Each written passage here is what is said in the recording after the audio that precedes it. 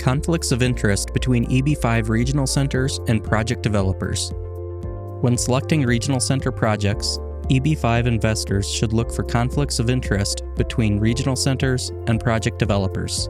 Such conflicts can pose serious risks to EB-5 investors and may reduce their chances of successful immigration. In this video, we'll discuss the vital role regional centers play in EB-5 investments.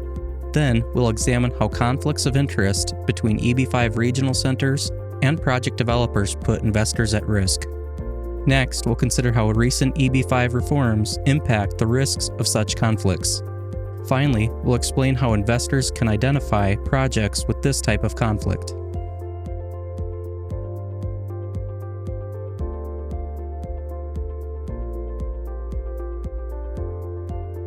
A brief overview of EB-5 regional centers. EB-5 regional centers are business entities that manage EB-5 investor funds. United States Citizenship and Immigration Services, or USCIS, is the government agency responsible for designating new regional centers and for overseeing their activities. Regional centers must closely follow all USCIS reporting requirements. For most regional center projects, EB-5 investors place their money in an investment fund, known as New Commercial Enterprise, or NCE. Then, the NCE either loans these funds to or purchases equity in the EB-5 project. The EB-5 project is responsible for creating at least 10 qualifying job positions per EB-5 investor. An NCE is typically managed by a general partner, which serves as the NCE's fund manager. Regional centers often assume the role of general partner and fund manager. As fund managers, EB-5 regional centers have a clear fiduciary responsibility to their EB-5 investors. Their role is critical to EB-5 investors' financial and immigration success. Regional centers are expected to be transparent, providing periodic updates on how investor funds are being used. Regional centers are responsible for certain USCIS filings and accounting records. They ensure overall compliance with the terms of EB-5 offering documents. They must also monitor and track the flow of funds from investors into the NCE and ultimately into the project, ensuring USCIS compliance. Escrow arrangements are often used to disperse EB-5 funds from NCEs into EB-5 projects. If escrow is used, the regional center is also responsible for overseeing the release of funds from escrow. When serving as fund managers, regional centers are also essential to EB-5 investor compliance. One important way regional centers help EB-5 investors qualify for green cards is by ensuring that their funds remain at risk. This means that an EB-5 investor's capital must remain invested in the project, at risk of financial losses or gains.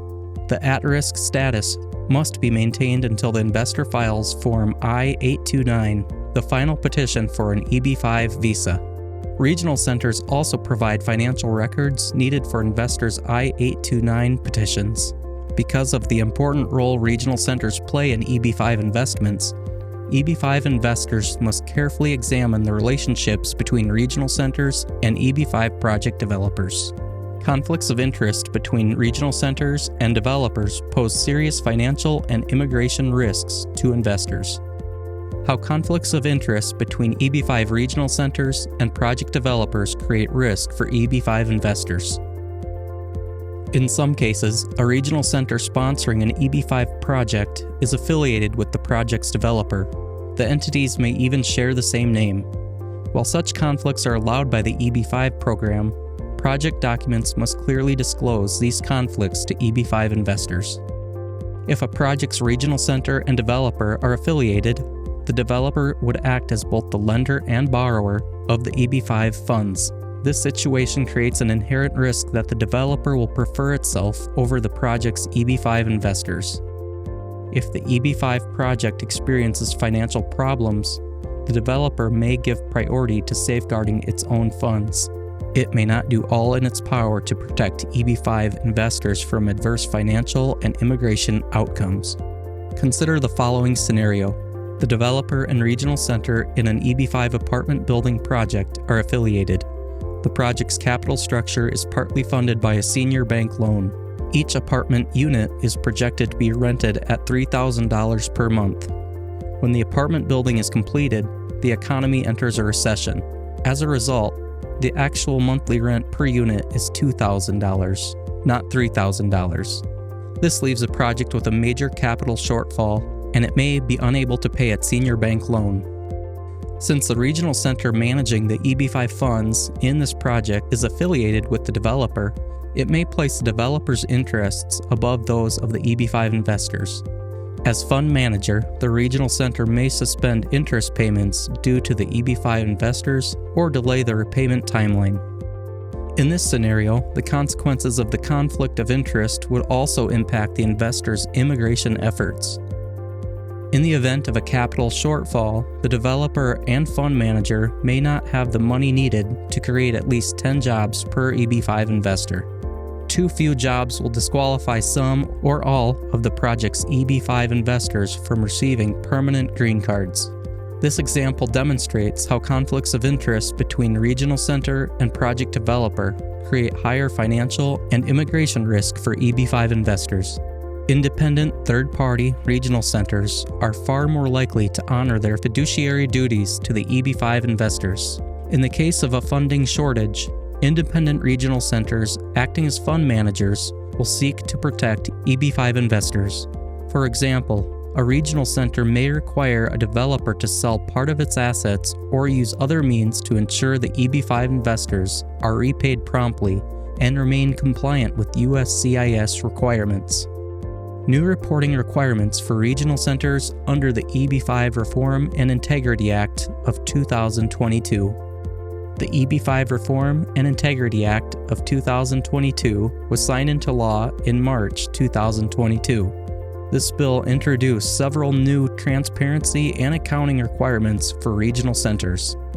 These measures aim to reduce the possibility of fraud and fund misappropriation in the EB-5 industry. Under the new integrity rules, EB-5 regional centers must release an annual report of the flow of EB-5 funding into each of the projects they sponsor. Regional centers are also subject to frequent audits by USCIS. For any regional center that fails to comply with the new requirements, USCIS may impose fines up to 10% of the regional center's raised capital.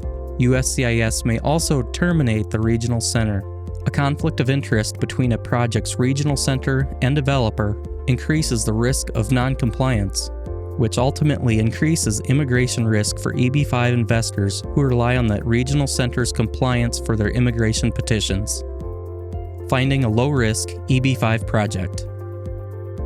Despite the potential risks of investing in EB-5 projects, investors can significantly increase their chances of financial and immigration success by carefully vetting regional centers and developers. EB-5 investors should read all disclosures provided in project documents. Investors should look for any relationships or financial ties between the parties involved.